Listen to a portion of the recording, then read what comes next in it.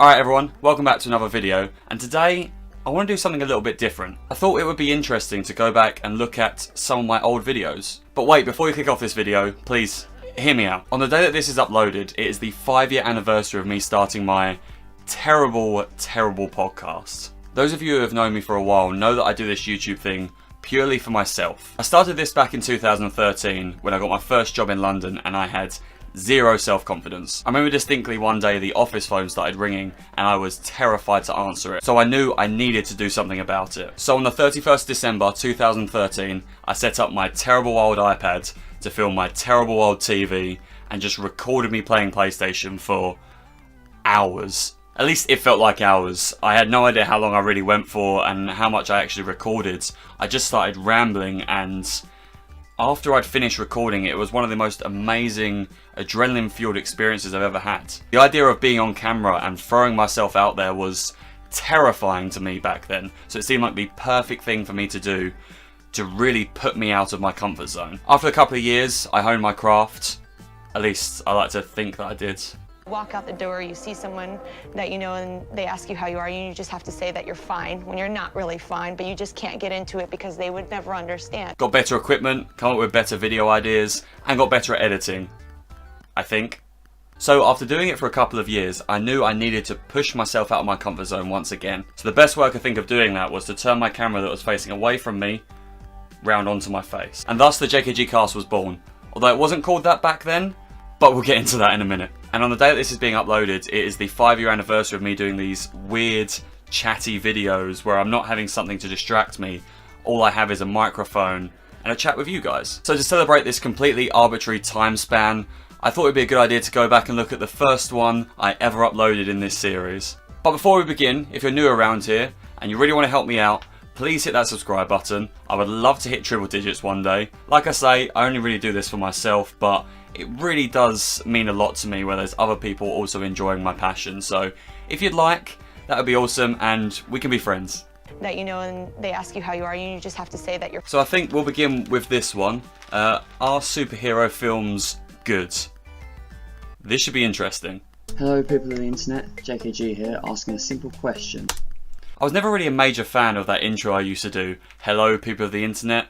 I think I just watched a lot of YouTubers that had their own intro, a way to start off a video. The one that I just sort of do now is that, alright everyone, which feels a little bit more natural to me personally. This one seemed way too scripted, and before that it was obviously the really cringe, what's up guys, which I hated. Also, I actually still have that old snapback, so let me get that real quick. This feels nostalgic. Are superhero movies getting worse? Worse? I don't feel like my acting has ever really improved in these videos. I always try and come across as very unscripted and natural. I'm sure the introduction that I did there was a lot more scripted because I knew what I wanted to say, and this probably feels a lot more freeform. And the problem with this video I had is that it was just purely scripted. I didn't want to go into having this camera pointed at my face, not knowing what I was going to say. It sounded terrifying. So I think that in the description of this video is the entire script I used. I mean, don't get me wrong, the big three superheroes come a long way since fat nipples and duck nipples. Hilarious Howard the Duck joke there. I think I would have got that from Nostalgia Critic maybe, because I never watched Howard the Duck. It's never interested me, but yeah, that was kind of weird. What are you doing past me? Also, gonna take a moment to talk about the sound mixing in this. It is awful. I can barely hear my own voice. I might have to subtitle this because it is really hard to hear what I'm saying. Apparently I just had no idea what sound mixing was back then. Not that I'm any better at that now apparently, because I still have some examples where I've really messed it up. Fine when you're not really fine, but you just can't get into it because they would never understand. But you know, I like to think that I've learned and honed my craft over the years. Maybe. Characters become darker, more gritty, and generally more believable. I mean, hell, at the moment, the third highest grossing film of all time is a big budget comic book film. So you might see where this is going. I was such a wannabe hipster back then, and I guess, you know, some things never change. The snapback, the superhero t-shirt, and here I am talking about superhero films. I really don't like the tone of this video. One of the things that really irked me about the way I sort of carry myself in this video is that I feel like I'm acting so high and mighty to everybody else who enjoyed superhero movies. Don't get me wrong, I love them myself, and I used to love them a lot myself. But it's like, oh, I read a comic book once where I was a kid, and therefore I am superior than you, which isn't really a great way to present yourself, and that makes me really not like this video. As you can see it there, I've got in the corner there like a comic book you can sort of see in the back frame, and up here is like a poster. It's got like my Leavers shirts on it, but it was all comic book like cover art and stuff. So I was clearly like not intentionally dressing my room that way, but you can see the type of person I was back then, being obsessed with these kinds of things. For a while you think I'd be mad to even consider that, to even think it was possible. Now, my problem isn't with the history of comic films. No, far from it. No, far from it. I don't know what on earth that was. So I am a very natural human being on camera in this video. I swear I'm not an alien. Also, can I take a moment to talk about just how I look in this video? I mean, that is a horrible freeze frame, but man, that is not a good look. I've got this really low angle, and it's super brightly lit as well. I think I shot this in like the middle of the day with my blinds open. So I've just got this weird whiteout effect going on my face. It's not a flattering angle, it's not flattering lighting, and the sound mixing's terrible. Hence why I don't like this video. My problem is with the present. Now, how on earth did I think that? I mean, they're more popular than ever. Oh, look at that crossfade. So even though I had a script in front of me, I clearly couldn't do this all in one take. I just find that quite funny that I added that crossfade effect that I probably would have got from Windows Movie Maker just to make it look natural or cinematic or something. I don't know what I was doing 5 years ago, I'll be honest with you. Right? Well, it's probably best to start with how they actually reached their current level of success. Both Marvel and DC are pumping out this superhero film after hero film. I mean, I've always had this really weird relationship with allowing swearing in my videos. You can see back then I clearly didn't care, and I look like a child. I would have been 20 years old in this video, but I look like I'm about 10. And clearly by having me swearing in videos, I guess it was me trying to make myself seem more mature and adult. Yeah, it didn't work, buddy. over the top, just plain unappealing stories, just crap. And then, shock horror, DC releases a reboot of Batman that just doesn't suck. So I can kind of see the point I'm making here. What I'm saying is that superhero films sucked, then Batman came out, Batman Begins, Chris Nolan, and then they started being good. Off the top of my head, I'm pretty sure there are superhero films that did well before Batman Begins, but for some reason I've really honed into that being the turning point for superhero movies. I don't know why. Like the Dark Knight trilogy comes out, which is arguably what started this comic book movie renaissance, like this whole new wave of just good superhero films. Go into another crossfade there as well. Yeah, so I've definitely done a bit of Googling before writing this script. I remember faintly writing this script, having this idea. I think I had a conversation with a friend at work about this idea, and him also being as high and mighty as myself. Shout out, buddy. We were slating basically the general populace for liking superhero movies because we liked them when we were younger and therefore we are cool and please like us. Kind of interested to see where this is going now. A believable story of a rich billionaire fighting baddies. Interesting characters, stories, and even settings. Like, my god, it was actually a real movie. This was then soon followed by the wave of comic movies that all tended to follow this trend. From Iron Man to Superman, just tons of interesting characters. I'm really putting my media studies qualification to work here, trying to set up this whole premise for the video. I see what I'm going for. I just don't like this. I'm really not enjoying watching this. Being believably adapted for a big screen. And that's the key word here. Believable. Realism. That's what the most recent movies have had in common. Somewhere along the lines, the films have come close to realism. I'm so stiff and rigid in this video. I like to think that I've sort of loosened up and I've got a bit more natural on camera, but looking at myself here you can see how sort of uncomfortable I am filming this. And that was kind of the point of doing this, as I mentioned in the intro. It was for me to throw myself out there and do something that wouldn't make me comfortable, so I could eventually build more confidence and use it and apply that in the real world, which clearly worked. And that's just made this genre popular, just possible to even exist. Popular, possible. Do you want to go for a second take on that one? I know that sounds crazy, but you know, here we are anyway. I mean, really think about it. Year after year, these stories have been stretched and see what they could get away with the public. We've gone from rich billionaires making super suits and then to the latest fan four-stick reboot attempting interdimensional travel. Tends to sell that to the public. So superhero movies are bad now because the suspension of disbelief has been stretched really thin. I think that's my point.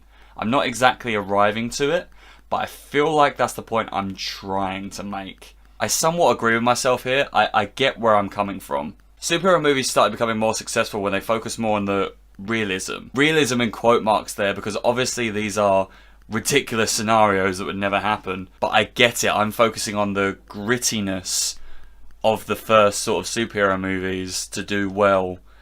And then now it's being stretched really thin. The major problem I have with that is that they are bigger than ever in 2020. And over the last years, they've just made more and more money. So clearly there wasn't this fatigue, which I think I'm trying to insinuate at that point in 2015. And then, you know, I think box office speaks for itself. That really hasn't gone down well.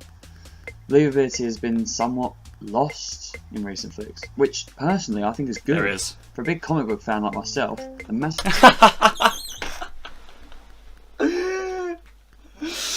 Guys, I like superheroes. Guys, look at my Green Lantern shirt. I like superheroes. Oh dear me. The over-the-top storylines, you know, I mean, I love them. That's just what make comic books. And I mean, you know, there's some stuff that you need to look at. It's like it's canon that Superman has lifted a book that's got infinite pages. I mean, it's just stupid impossibility that I just love. That's what I love about comic books, and more over-the-top storylines should just happen in films. I mean, to see these types of stories adapted to the big screen would be a dream come true. I'd love to be able to talk to myself at that age. I would blow that kid's mind if I told him that the Infinity Gauntlet saga has been adapted to the big screen. I mean, I feel somewhat against the masses on this one, because the most popular films are the realism. Oh, I'm a hipster, look at me, I'm different. Oh, I'm against the masses. Yep, I'm a wannabe hipster. And when they've tried to do these weird, unique stories, they've sort of failed. But JKG, they're more popular than ever, I hear you cry. I mean, are they? You have to Yes. look at social media to see the public just slamming the future installments and doing current installments of movies that have come out. You suppose that comic film fans just off basically these amazing films that people spend a lot of time in and just don't like it. I used Twitter a lot back then. Can you tell? I mean, Apocalypse looks dumb, and Stick was too far-fetched. Ant-Man was okay. I mean, these are just some of the things that have just been said about films that have or are to come out from people who are supposed to be fans of the genre. To me, that's so strange. And speaking of Ant-Man, anyway, I mean, that most recent Marvel flick was the company's worst performing film at the box office since before this massive comic renaissance.